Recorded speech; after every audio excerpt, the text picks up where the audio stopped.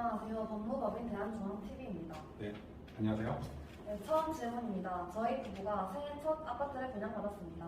살고 있던 전세 보증금을 돌려받아 잔금을 치르고 당연히 내 집에서 살 수 있을 거라고 생각했는데 저희는 집주인에게 계약 기간이 만료되니까 날짜에 맞춰 전세금을 돌려달라고 연락했습니다. 그런데 뜻밖에도 집주인은 전세금을 돌려주기 힘들다는 겁니다.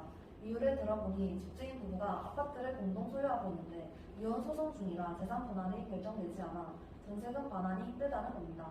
게다가 남편은 어디에 있는지 연락도 되지 않고요. 전세금 6억으로 아파트 잔금을 치러야 하는데 눈앞이 깜깜해졌습니다. 이럴 때 집주인이 전세금을 주기만을 기다려야 하나요? 분양받은 아파트에 들어가지 못해서 생기는 손해는 어떻게 보상받을 수 있을까요? 라고 말씀해 주셨는데 네, 큰일이시네요. 들어가시려면 아파트 잔금을 치르셔야 하고 아파트 잔금을 치르는 날은 정해져 있을 텐데 집주인의 이혼 소송이 끝나기만을 기다릴 수도 없고 이럴 땐 어떻게 해야 하죠? 먼저 이사를 가야 하는 상황이니까 임차권 등기 명령을 신청을 하셔야 합니다. 임차권 등기 명령이란 그 임차 목적물인 아파트나 주택에 등기를 해서 이를 공시를 하는 것입니다.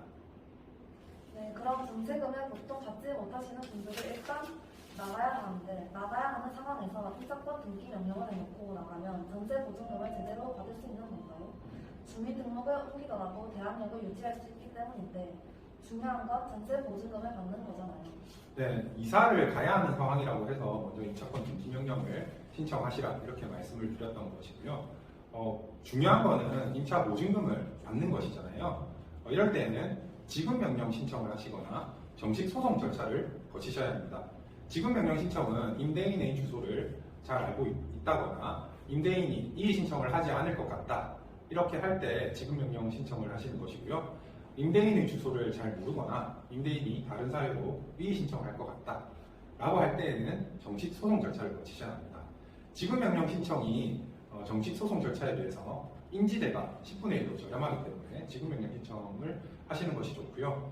여기 이 사안에서는 남편분의 주소를 잘 모르겠다고 하셨잖아요. 이럴 때에는 공시송달이라는 절차를 거쳐서 남편분에게 송달을 하게 됩니다.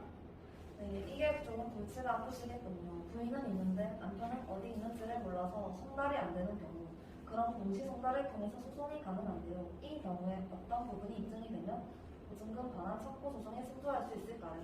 네, 보증금 반환 청구 소송은 4가지 요건 사실을 입증하시는 것이 필요한데요. 첫 번째, 임대차 계약을 체결했다는 사실. 두 번째, 임차 보증금을 지급했다는 사실. 세 번째, 임대차 기간이 도과했다는 사실. 네 번째, 임차 목적물을 반환했다는 사실. 이 4가지 사실을 입증하시는 것이 필요합니다. 첫 번째인 임대차 계약을 체결했다는 사실은 임대차 계약서를 통해서 입증하실 수가 있고요.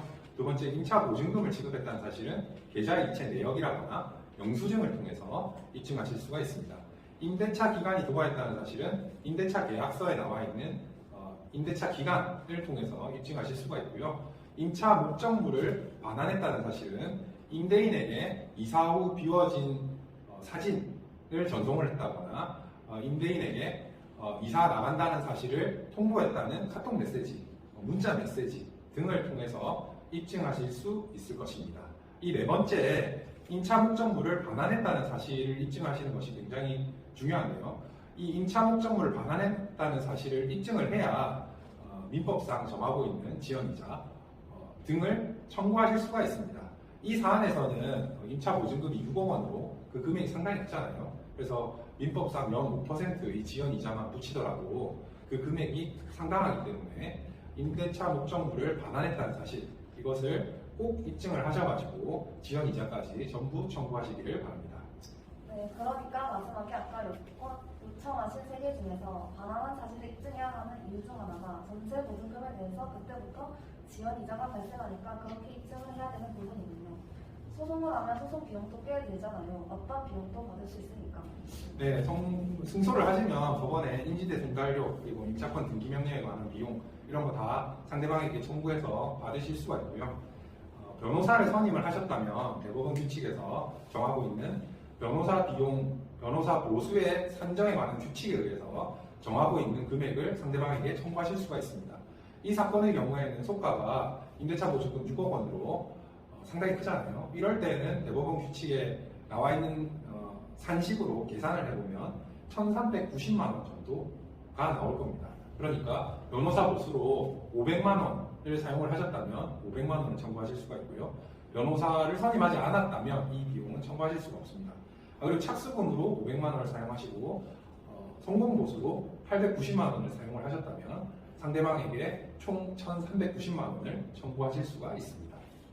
네, 우선적으로 변호사 비용을 지불하셔야 하는 분들이 사실 최근에는 내가 지불한 변호사 비용을 돌려받을 수 있느냐, 얼마나 돌려받을 수 있느냐 굉장히 궁금해하셨는데 6억 기준으로 해서 변호사님이 금액까지 잘 설명해 주셨네요. 네, 그런데 판결이 났는데 보증금을 돌려주지 않는다면 그때는 어떻게 조치를 취하는 것이 좋겠습니까? 네, 판결문을 집행권원으로 해서 법원에 집행문을 부여를 받습니다. 임대 목적물인 아파트나 빌라에 경매를 넣으실 수가 있고요. 임대인의 통장을 압류한다거나 임대인의 자동차, 다른 동산 이런 것들 다 압류하실 수가 있습니다.